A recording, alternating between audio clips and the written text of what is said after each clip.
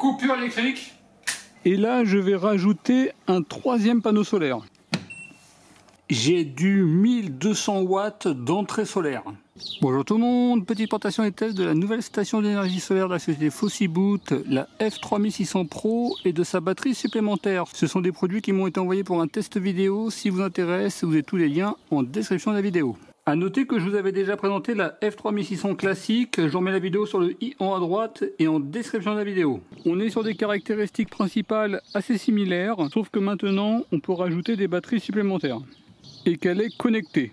Avec la batterie principale, on y trouve la notice d'utilisation, avec le français. Elle pèse 42,5 kg, la capacité est 3840 Wh, on est sur une très grande capacité. La vitesse de charge sur prise 220 volts, c'est 2200 watts. En solaire, ça ira jusqu'à 2000 watts.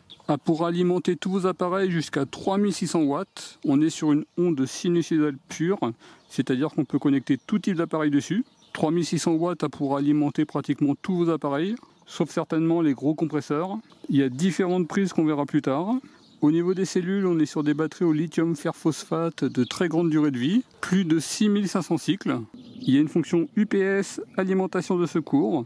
En cas de coupure électrique, elle reprend immédiatement la suite, dans une limite de 2500 watts au maximum. Et normalement, c'est très rapide avec un délai à 10 millisecondes.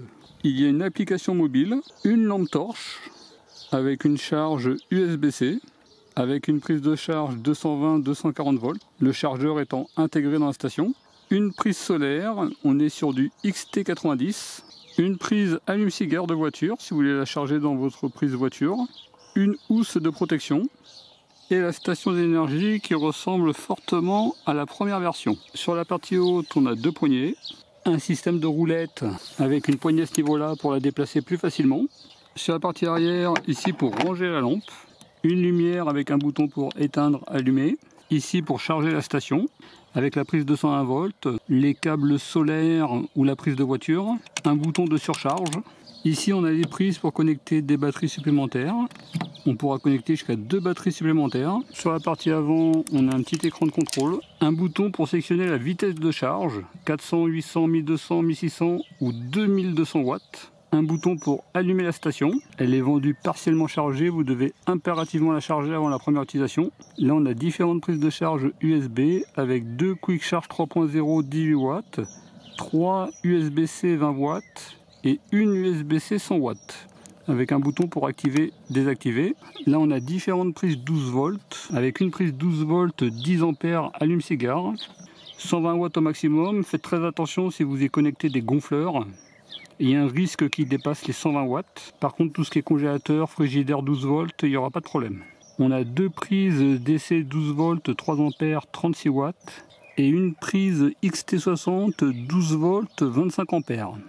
Ici, on a les prises 220 240 volts, un total de 3 prises avec un bouton pour les activer, les désactiver. On est sur une onde sinusoïdale pure, on pourra connecter tout type d'appareil dessus. Au niveau de la batterie supplémentaire, la notice d'utilisation en français.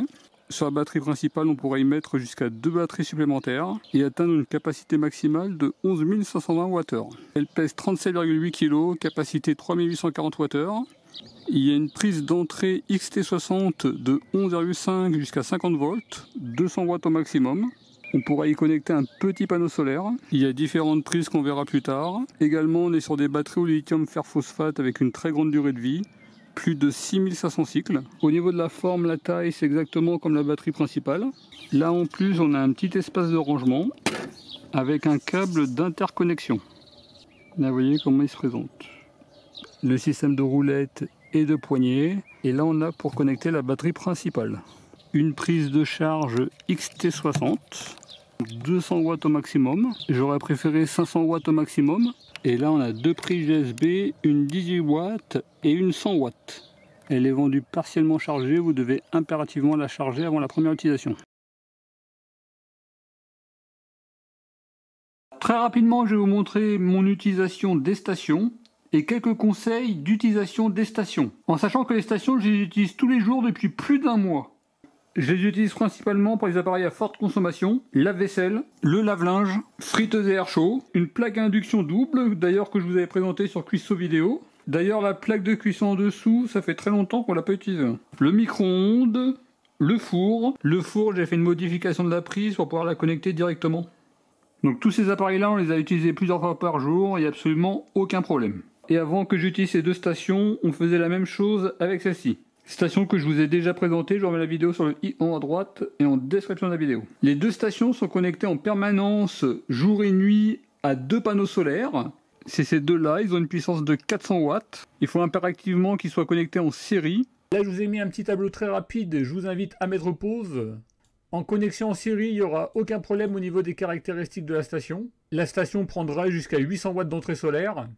Si je les connecte en parallèle, là il y aura un problème d'ampérage. La station c'est 20 ampères au maximum.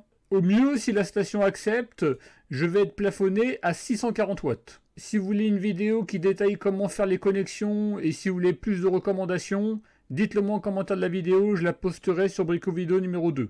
Une question qu'on peut se poser, c'est quel appareil on peut connecter à la station. Individuellement, vous pouvez connecter pratiquement tous les appareils. Étant donné que la puissance de sortie c'est 3600 watts, et pratiquement 100% des appareils que vous allez utiliser, sauf les compresseurs, vont consommer moins de 3600 watts. Si vous avez un doute sur la puissance de l'appareil que vous allez utiliser, toujours une fiche d'information sur l'appareil, et vous avez la puissance maximale de l'appareil.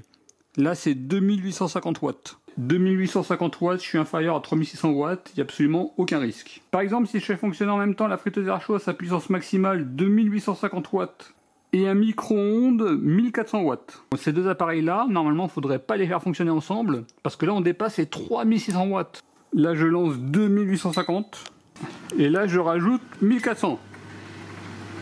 Ça fonctionne parce que la station elle est en train de faire une régulation de puissance. Là, on a 3600 watts.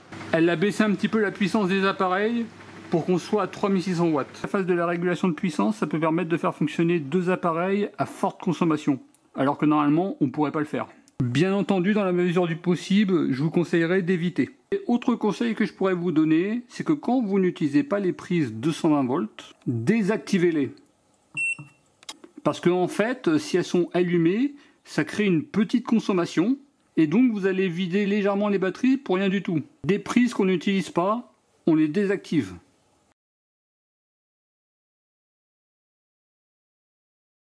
On va faire des tests à la suite jusqu'à épuisement de la batterie. On va commencer par un lave-linge. Et je vais faire en même temps un café. Là on va dépasser normalement les 3000 watts au total. Aucun problème, et là on est sur 3400. C'est terminé, il n'y a pas eu de problème.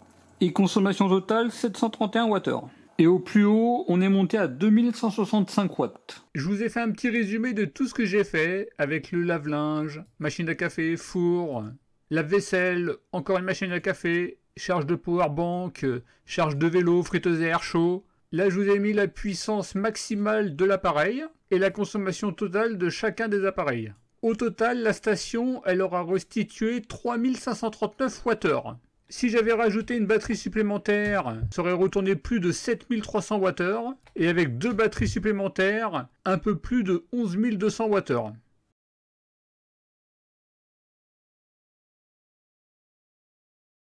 Pour l'instant, je connectais deux panneaux solaires de 400 watts. Et là, je vais rajouter un troisième panneau solaire. Il y aura 3 panneaux solaires connectés en série. J'ai du 1200 watts d'entrée solaire. Alors, à noter que la station, elle est quand même très discrète. Là, actuellement, elle fait aucun bruit, alors qu'il y a 1200 watts d'entrée solaire. Bien entendu, vous pouvez charger tout en utilisant les stations. Là, on est à 43%, 36%.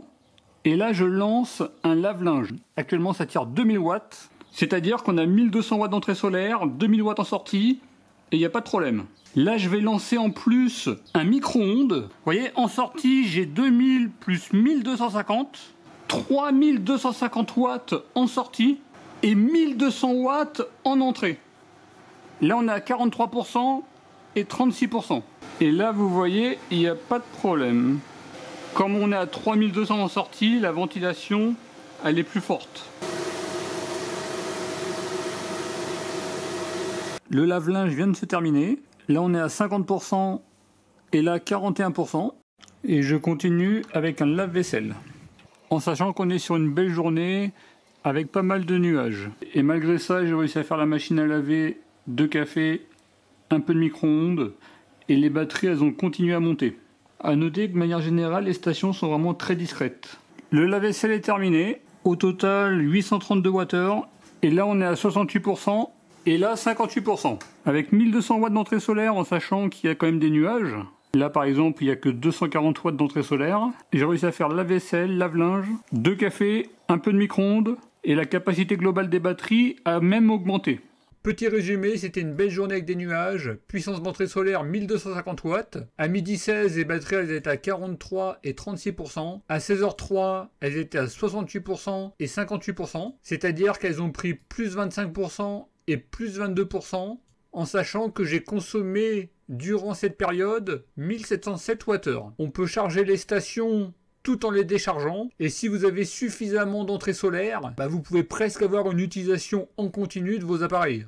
A noter qu'il y a une bonne cohérence au niveau de la charge de la batterie principale et secondaire. Là je suis en train de faire une utilisation assez importante. Je suis en train de charger 3 stations avec les stations. Vous voyez, actuellement j'ai 3700 watts de sortie, et en entrée j'ai les 3 panneaux solaires, 1200 watts d'entrée solaire.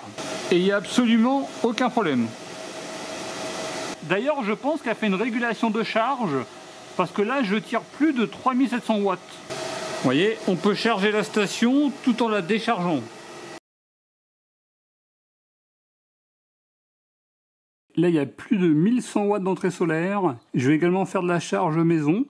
On va voir à combien ça va monter. Et là, j'ai plus de 3300 watts de charge.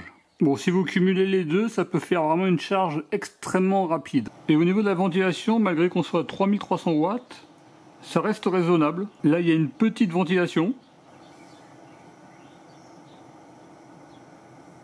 Par contre, ce qui pourrait manquer, ça serait un 0 watt si on voudrait désactiver l'entrée 220 volts directement ici, sans avoir à débrancher.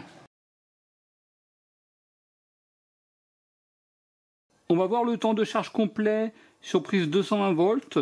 Là j'ai sélectionné 2200 watts et là j'ai 2180 watts.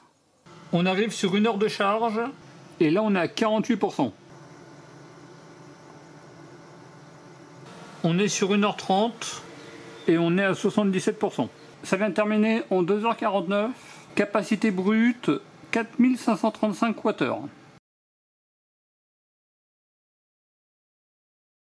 On va voir la quantité d'énergie que retournent les deux stations ensemble. Et on va alimenter à peu près 2500 watts en continu. Au niveau du voltage, on est sur 227 volts. Au total, on est sur un peu plus de 2400 watts. Et cette station, pour l'instant, elle alimente 1120 watts.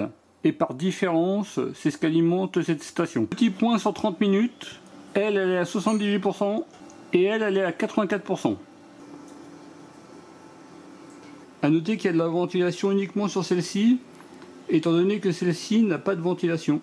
1h30 de fonctionnement en continu, la principale 40%, la secondaire 54%. A noter que la ventilation s'enclenche, s'arrête, s'enclenche, s'arrête. De manière générale, elle est relativement discrète. On est sur 2 heures de fonctionnement en continu, 21%, et là 37%. Et pour l'instant, on est sur 5150 Wh. De manière générale, pour 2500 watts, on est sur une station relativement discrète. 2h30 de fonctionnement en continu, là on est à 4%, et là on est à 16%. Elle, quand elle est tombée à 10%, elle a bipé, et elle également, quand elle est tombée à 10%, elle a bipé. Dans la mesure du possible, évitez de faire des décharges profondes. Dans l'application, mettez un minimum à 10%. 2h52, 0% ici, et là on voit que c'est celle-ci qui a tout repris. Il n'y a plus que elle qui envoie. Mais bon, comme il reste que 1%, ça va pas tarder. Ah bah voilà, ça vient de terminer. Les deux ont lâché pratiquement en même temps. 7346 Wh envoyés au total.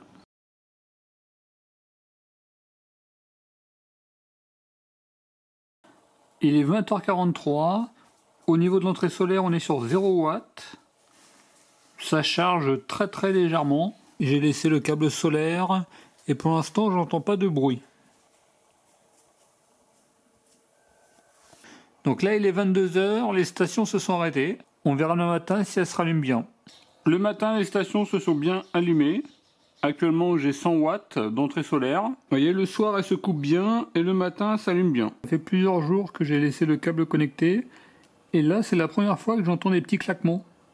Pas systématiquement, mais il peut y en avoir.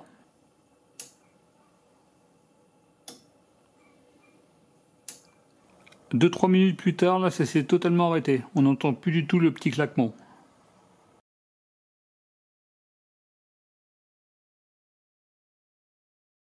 On va tester la fonction UPS alimentation de secours. La station, elle est connectée sur une prise murale et la télé, elle est connectée sur les prises de la station.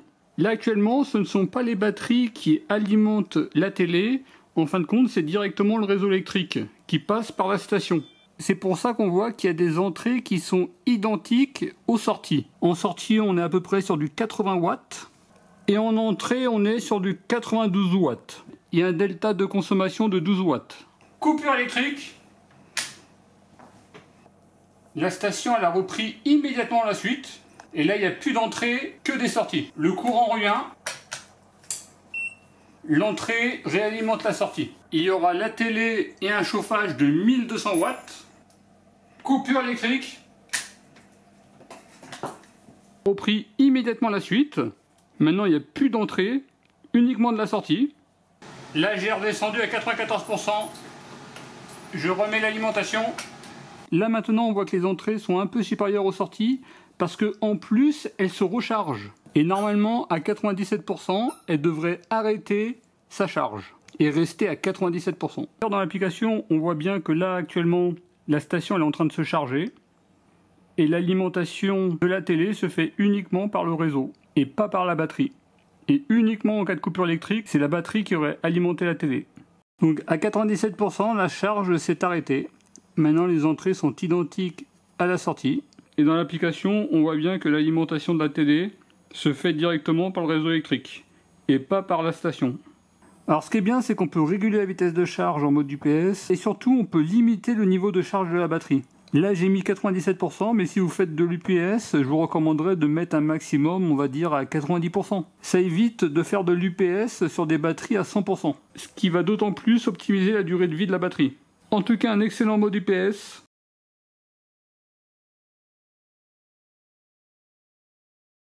La station peut alimenter au maximum 3600 watts. 3600 watts, à part les gros compresseurs, vous allez pouvoir faire fonctionner tous les appareils avec. Mais on va voir ce qui va se passer si on dépasse les 3600 watts. Je pense que dans une certaine mesure, la station va essayer de réguler.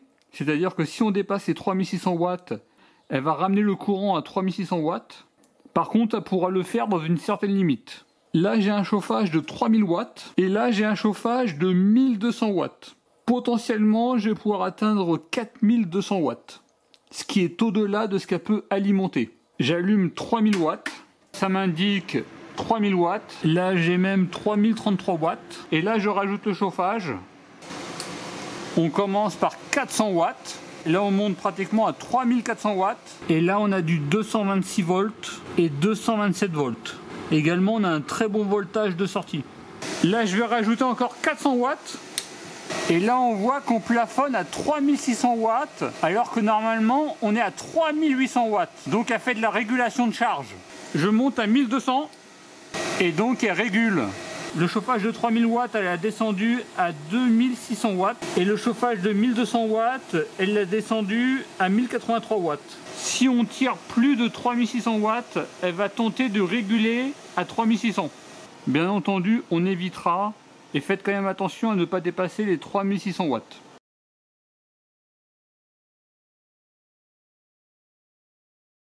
L'application c'est Bright EMS. Elle n'est pas encore disponible de manière officielle sur le Play Store. Je l'ai téléchargée directement sur les serveurs de la société, avec les risques de sécurité que ça peut représenter.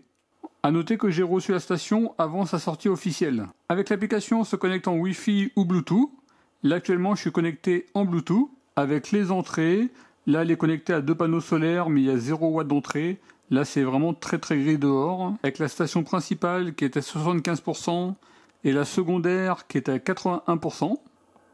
Là, vous avez les différentes prises d'alimentation. Les USB, les DC, les AC, la lumière LED qu'on peut activer et désactiver à distance. Ici, on a des paramètres supplémentaires avec possibilité d'activer et désactiver les sons, faire une gestion au niveau de la batterie. On peut définir la limite de décharge et de charge. À la décharge, ça va de 0 jusqu'à 50%. Je vous recommanderais un minimum de 10%. Au pire, évitez d'aller en dessous des 5%.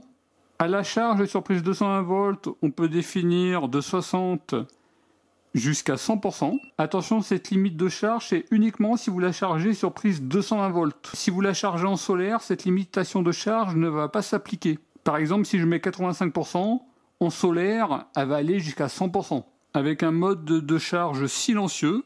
Concernant l'entrée DC, on peut choisir le mode avec un PV mode et un mode photovoltaïque MPPT. Bon là, je ne connaîtrai pas la différence. Si vous savez, n'hésitez pas à me le dire en commentaire de la vidéo. Et on peut définir la limite de charge maximale. Ça peut aller jusqu'à 20 ampères. Et si vous voulez, vous pouvez limiter l'ampérage. La mise en veille de l'écran avec 3, 5, 10 ou 30 minutes. L'arrêt automatique des prises avec les prises AC. Ne jamais les arrêter au bout de 8 heures d'inactivité, 16 heures d'inactivité ou 24 heures d'inactivité. Pareil pour les prises DC, USB.